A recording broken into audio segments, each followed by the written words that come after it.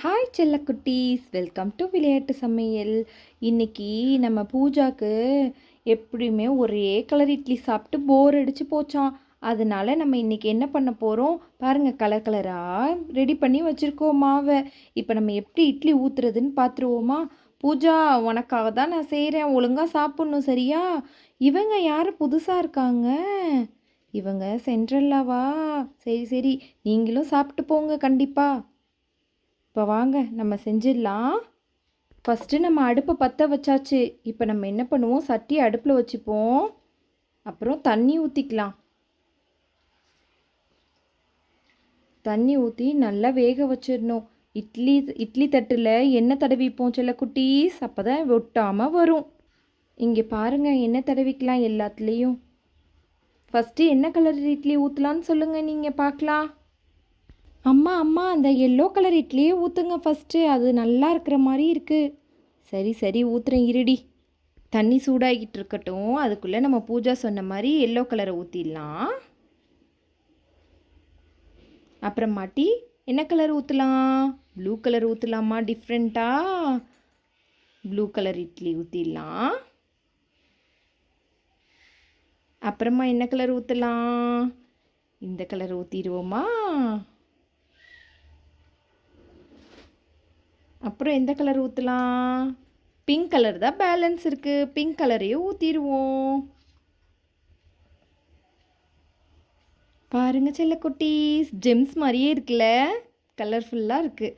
சரி, இப்போ ஒரு இடம் மட்டும் பேலன்ஸாக நிற்கிதுல்ல, இதுக்கும் நம்ம எல்லோ கலர் தானே ஃபஸ்ட்டு எடுத்தோம், அதையே ஊற்றிடலாம் சரியா?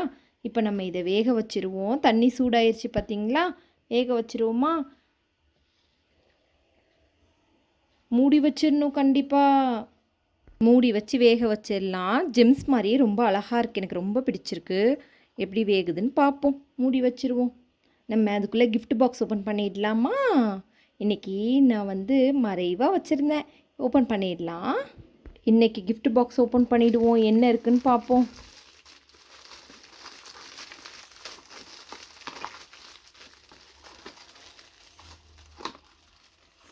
என்ன இருக்க போதோ தெரியலையே. ஹே, இன்னைக்கு ஒரு மான் குட்டி,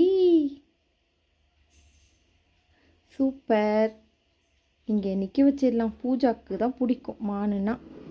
அப்புறமா ஒரு விளக்கு, இதுவும் சூப்பர்.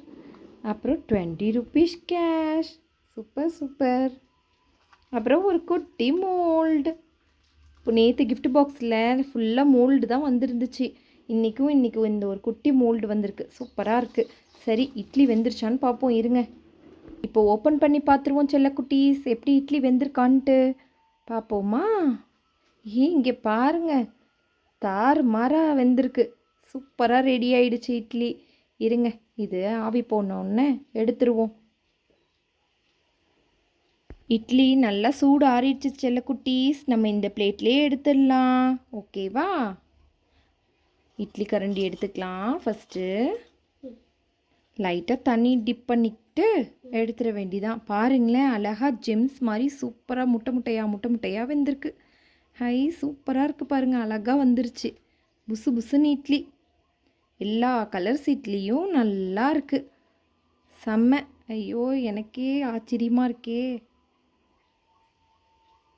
நீங்களும் உங்கள் வீட்டில் இந்த மாதிரி குட்டி குட்டி திங்ஸ்லாம் வச்சு ட்ரை பண்ணுவீங்கன்னா எனக்கு கண்டிப்பாக கமெண்டில் சொல்லுங்கள்.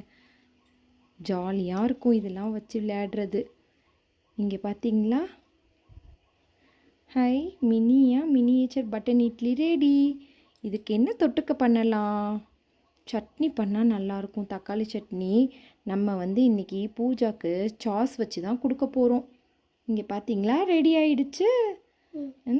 இந்த வீடியோ பிடிச்சிருந்தால் லைக் பண்ணுங்கள், கமெண்ட் பண்ணுங்கள், ஷேர் பண்ணுங்கள், மறக்காமல் சப்ஸ்கிரைப் பண்ணுங்கள் செல்லக்குட்டீஸ்.